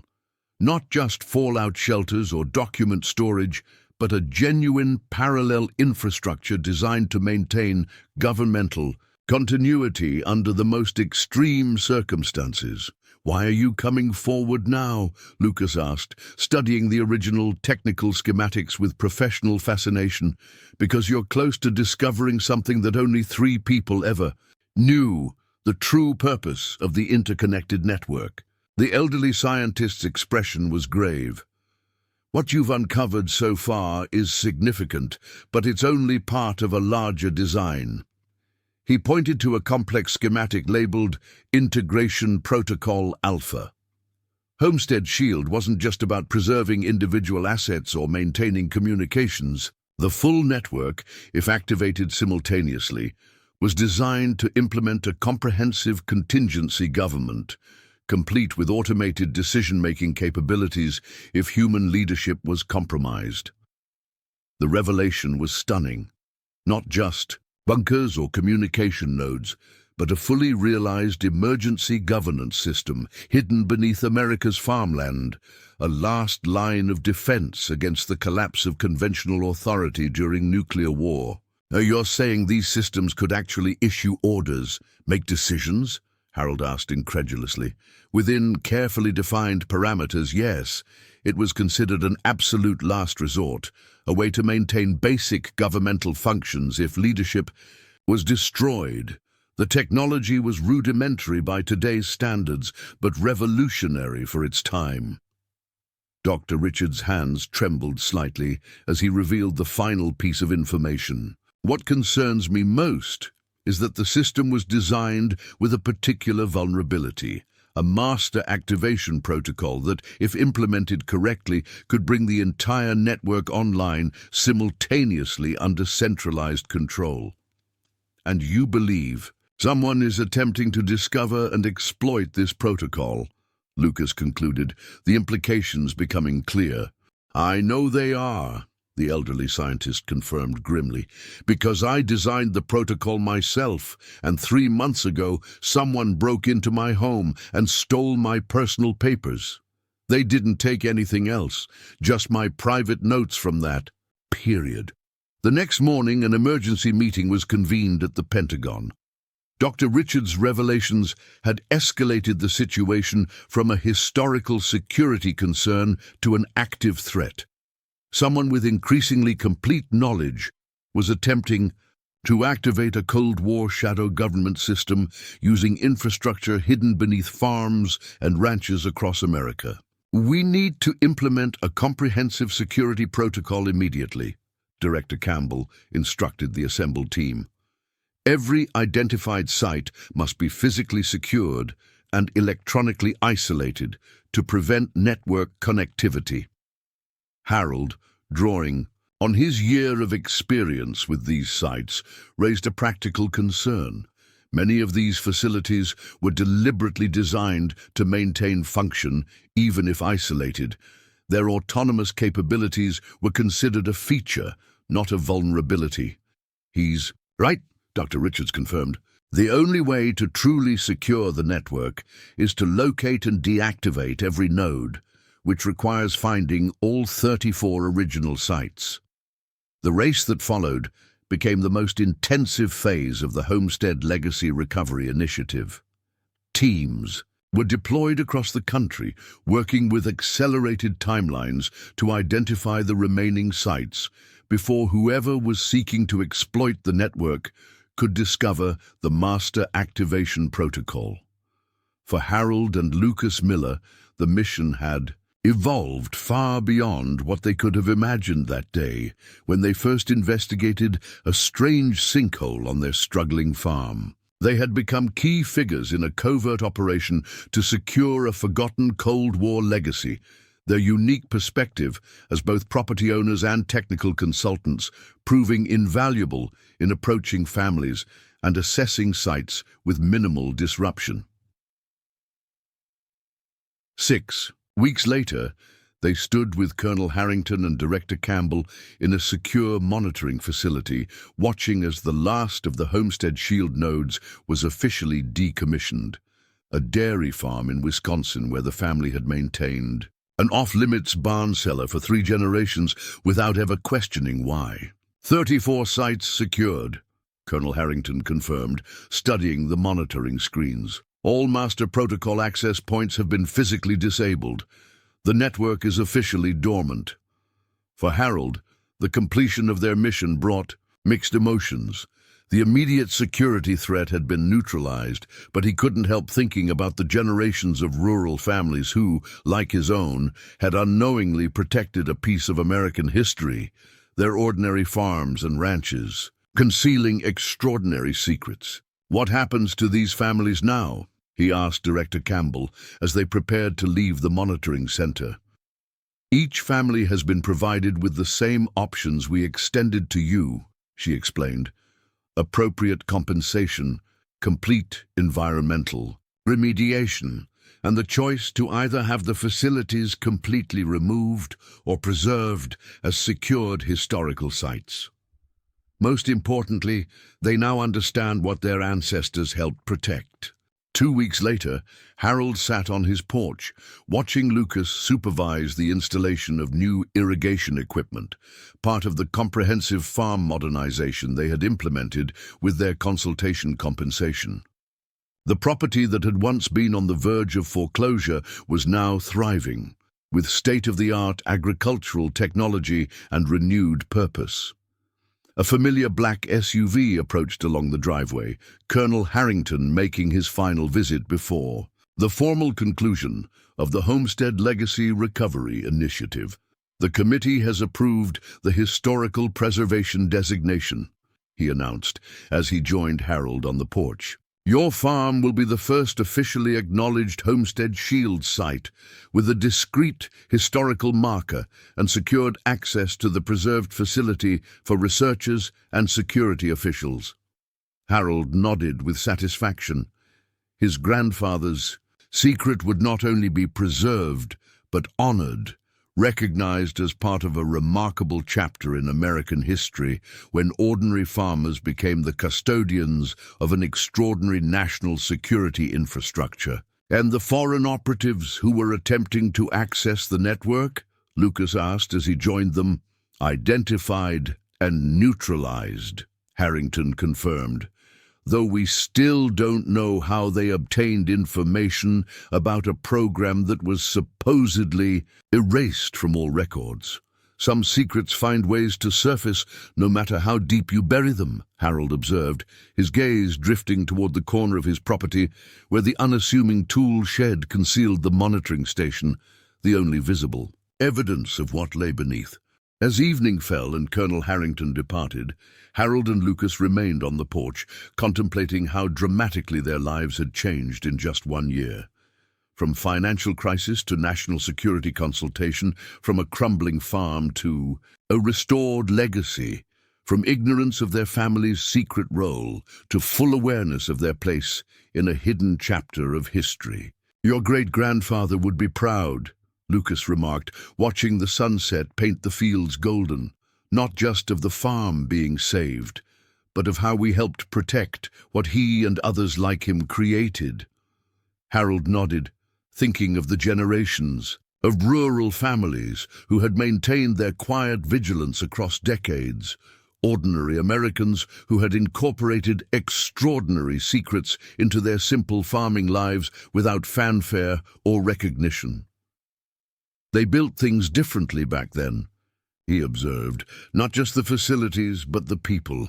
Understood that some responsibilities don't come with explanations or recognition, just the knowledge that what you're doing matters.